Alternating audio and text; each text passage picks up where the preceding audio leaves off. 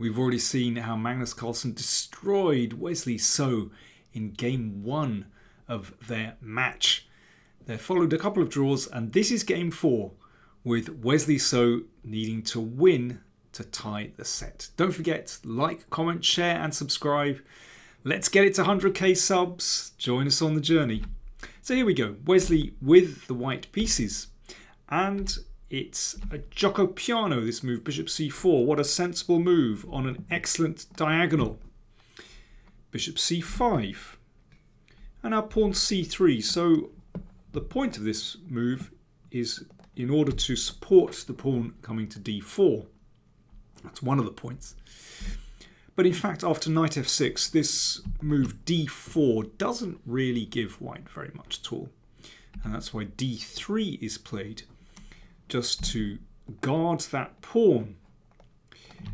But in fact, this pawn move, well, there's a lot more to it than just supporting this d4 break. It covers these important squares and can allow the bishop to drop back to safety. These first few moves, well, it's kind of shadow boxing at the moment. The forces haven't really engaged in battle yet.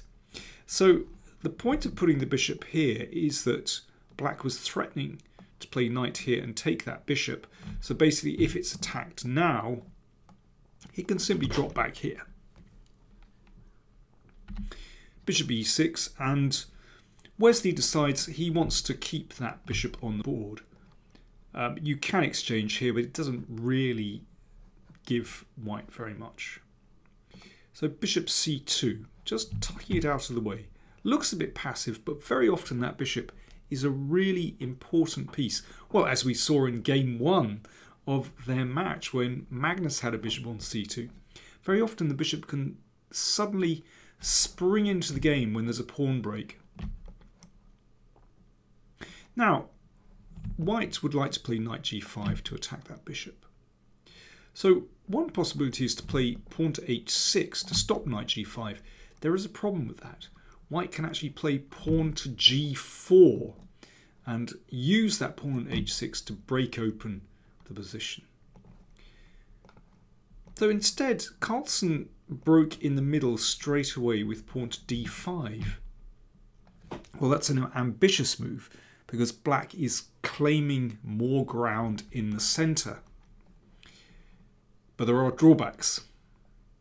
Let's have a look. Knight g5. Now, in fact, the players are following a previous game of Wesley So playing white against Anand, Vaikonze Tournament 2020. And there Vichy took on e4 and they had an absolutely wild game. I'm sure Carlsen knew of that game. And instead of going into that, which of course Wesley would have known very well, he simply dropped the bishop all the way back to c8. Now, seems a bit humiliating to go back to square one. But actually you have to ask, what's the knight doing on g5? Pawn takes pawn. Now, of course, one would like to recapture with the knight, but there is a problem with that. Can you spot the problem? Knight takes pawn. Sets the cat amongst the pigeons. If king takes knight, there's d4 opening up the bishop's diagonal, and then you can take the bishop. So let's go back. So after this move, pawn takes pawn, Carlsen played queen takes pawn. Well, you'd rather not have the queen in the middle of the board. Nevertheless, everything is still okay, and that knight does protect the pawn on h7. And here's a good move from Carlsen. Bishop f5. And that sort of neutralises that bishop on c2, but also starts to put pressure on that pawn on d3. Knight d4 blocks out the bishop and looks at these two pieces. So bishop e7, the bishop covers the knight here. And queen f3. Well, on the surface of it, Wesley looks to be doing pretty well here. His pieces are really active, and Carlsen has to play precisely. Well, one thing is the bishop is attacked, but also knight takes knight check, followed by taking the queen. So Carlsen's next move is more or less forced. Queen d7. And here, probably knight takes knight is the best move. And then just bring that knight back to e4. And the position is roughly level. I think both sides have their trumps. These pieces are active.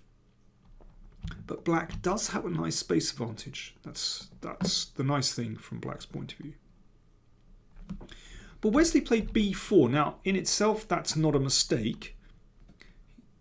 He's looking to gain ground, possibly even play the knight to c5, but rook d8. And here, again, Wesley should exchange and then put the knight back on e4. But instead, he played rook d1. So clearly he wanted to keep a bit more juice in the position. But there is a drawback to that move. You have a little think, I'll have a little slurp. Black to play, what would you do?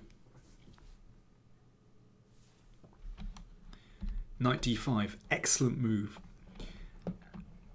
Not only looking at that slightly sensitive pawn on c3, although it is covered at the moment by the knight, but actually you can see white's knight on g5 is looking a little bit stranded. Where can it go to from there? It's a problem.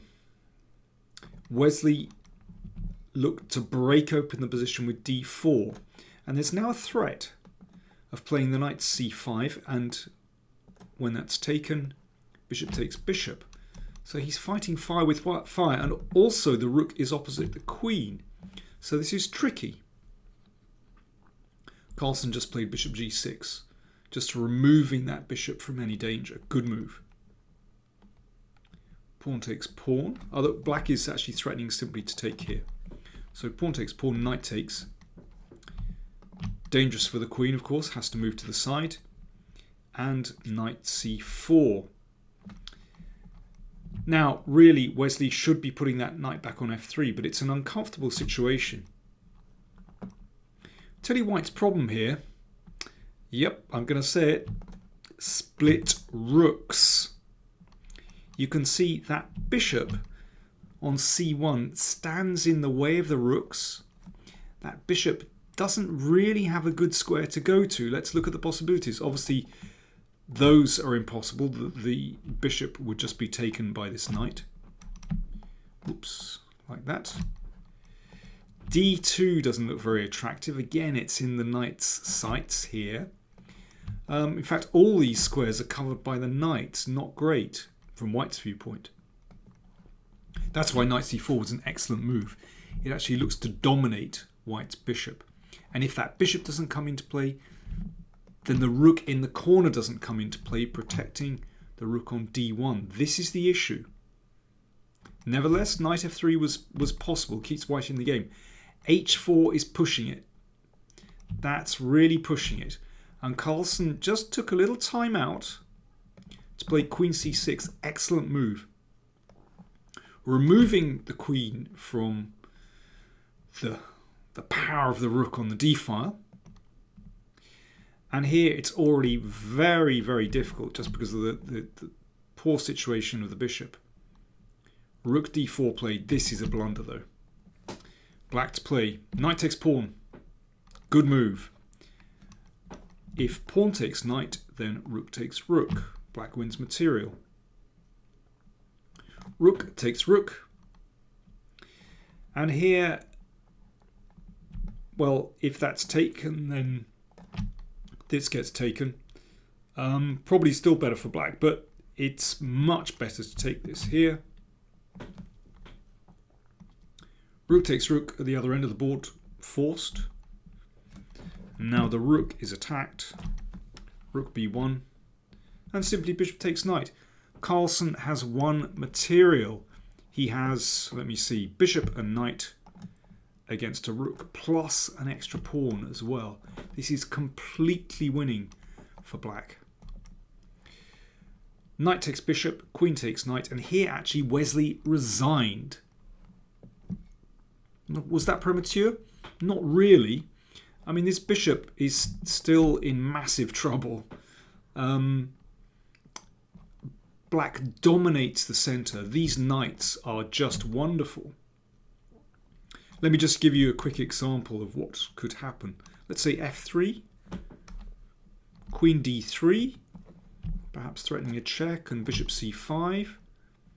If rook takes b7, you can play knight d6, attacking here, and then you simply check and take the bishop. Well, that's another piece in the bag for black. And in this position, if queen takes pawn, knight e3, threatening the rook, but also threatening queen f1, followed by queen takes g2 mate. There we go. I think it's been a long while, but it's another octopus knight. There we are. I can show my octopus knight mug. A convincing victory for Magnus Carlsen.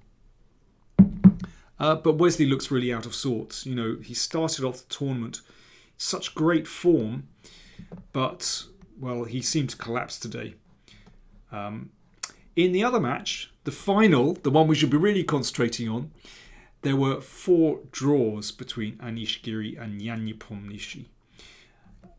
Some tense games. I thought the first game was the most interesting. You can see that video elsewhere. You'll find the link down there or up there somewhere. Do check it out. That was a really good game, actually. But they were very evenly matched in the other games. So 4 draws. So all to play for tomorrow. And of course, I will be covering the 2 matches tomorrow, where we will finally find out who is going to win the Magnus Carlsen Invitational Tournament. Thanks for watching.